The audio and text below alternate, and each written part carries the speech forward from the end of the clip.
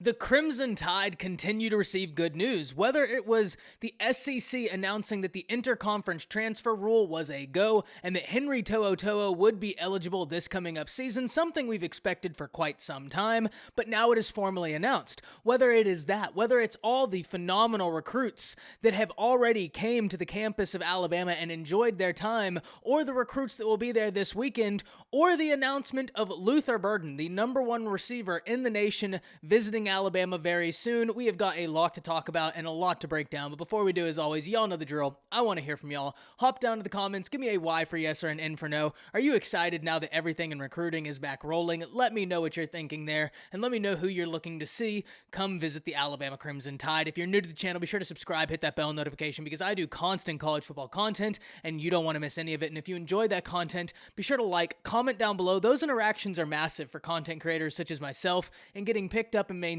by the YouTube algorithm. But with all that being said, let's kick this off with the SEC announcing that the interconference transfer rule, barring players from playing the year they transfer within the SEC, is no more, which means players such as Henry To'oTo'o will be a full go come the first game of the season. And this far extends past Henry To'oTo'o. This will have far-reaching implications for players who haven't even transferred yet, but Henry To'oTo'o, Eric Gilbert, players that come to mind. Now, this is going to be an interesting thing to keep in the back of your mind as the offseason progresses, because I have a feeling more players are going to be entering the transfer portal. And as those players enter, we're going to have to think back on this ruling right here, specifically for players in the SEC, and think about this rule in regards to where these players choose to go. Will more transfers choose to go to other SEC schools? Will it kind of play itself out like it has in the past, where people may transfer, but you're not seeing a lot of interconference transfers?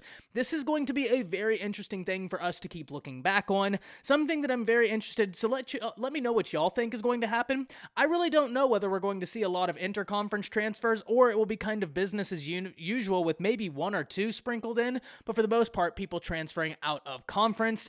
Something we need to watch out for. But now we need to talk about Luther Burden, the number one wide receiver in the nation, 5-star, who has announced that he has kind of rearranged some of his visits, and he will be visiting the Alabama Crimson Tide June 18th. Now, that in and of itself is good news, but why is this so important? Well, it's because the context of this visit matters. We know that Luther Burden will be taking an official visit to the University of Alabama come this fall. We don't know the dates yet, but we do know that Alabama is one of the 4 official dates that he looks to take this fall.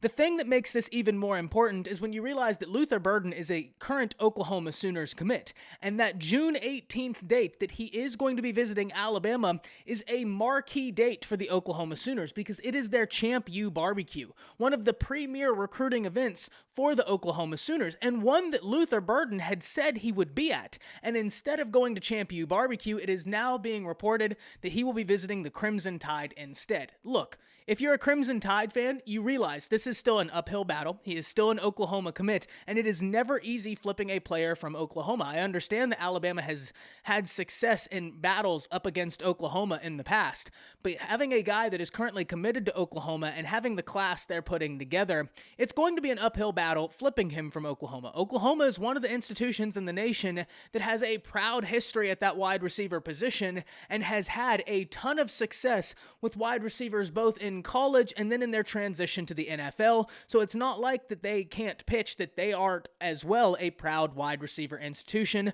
Nonetheless, though, if you are an Alabama fan, you're very excited that you were able to get him on campus June 18th and that he's not going to that Champ U barbecue. Conversely, if you're an Oklahoma fan, you're not really too worried yet, but you are on alert. And I will say that. I think that the flags have been raised, that you know he's looking around, you know he's kind of still hearing pitches, but that doesn't mean you're out of the woods. We have to understand this kid's earned these offers. He wants to make sure he's making the right decision, and I'd rather him do this than make a decision that he's not happy with. At the end of the day, this is going to be a phenomenally fun battle to watch for, because he is a big-time player, and he's going to be one of the most important targets for a lot of different universities throughout the entirety of this recruitment process, something we are going to have to keep an eye on. But now let's talk about the Alabama Crimson Tide visits as they've been this week. Let's talk about Antonio Kite first, someone who's received a Crystal crystal ball indication that the Crimson Tide look to be in a phenomenal position in regards to his recruitment.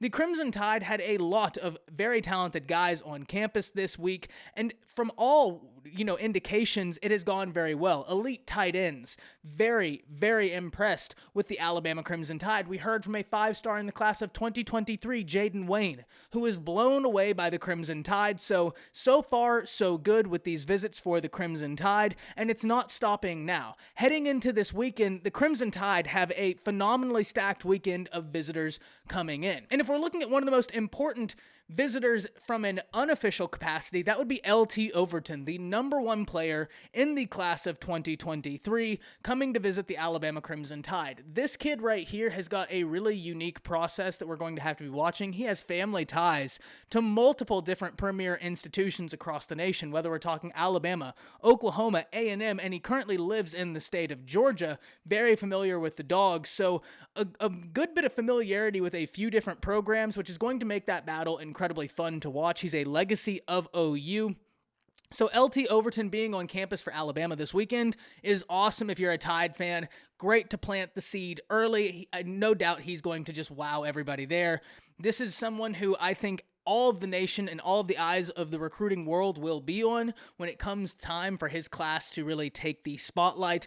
But as of right now, let's talk about the official visit, because there's also an official visitor coming in, one of many official visitors coming in, all of them very important, but one that I want to kind of single out and talk about, Barion Brown, the wide receiver, because the Alabama Crimson Tide are very, very high on this young man. The Crimson Tide staff love Barion Brown, and this kid right here is a speedster. He has got speed for days, and elite speed, and there's not much he can't do. And when you watch his film, you can see the making of a wide receiver that could be very, very complete and looks to hit that stage and looks to hit his strides. Barion Brown's an individual that the Crimson Tide are very happy that they get to get on campus sooner rather than later. I can imagine that they are jumping at the bit to be able to get him on campus for Holloman Wiggins, to be able to make his pitch of all the phenomenally talented wide receivers that the Crimson Tide have not only have successful careers in their capacity as college wide receivers,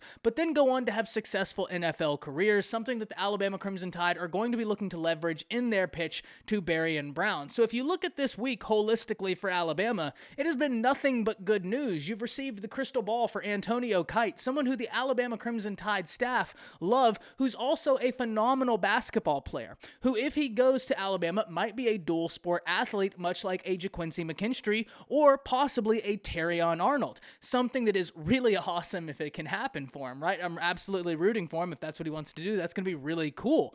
You have that. You have LT Overton coming in this weekend in an unofficial visit. You have Barion Brown, a phenomenally important wide receiver to this Crimson Tide staff, coming in this weekend. And then when we look, we have Luther Burden, who has announced that instead of going to the Champ U barbecue, he will be visiting the Crimson Tide. And finally, the SEC announcing that all transfers are eligible for instant play, affecting Henry To'oTo'o and the Alabama Crimson Tide. So it has been a very good week for the Crimson Tide, and I'm interested to hear what y'all are thinking, because if you're a Tide fan, you have to love how June has started off for you. That's it. See ya.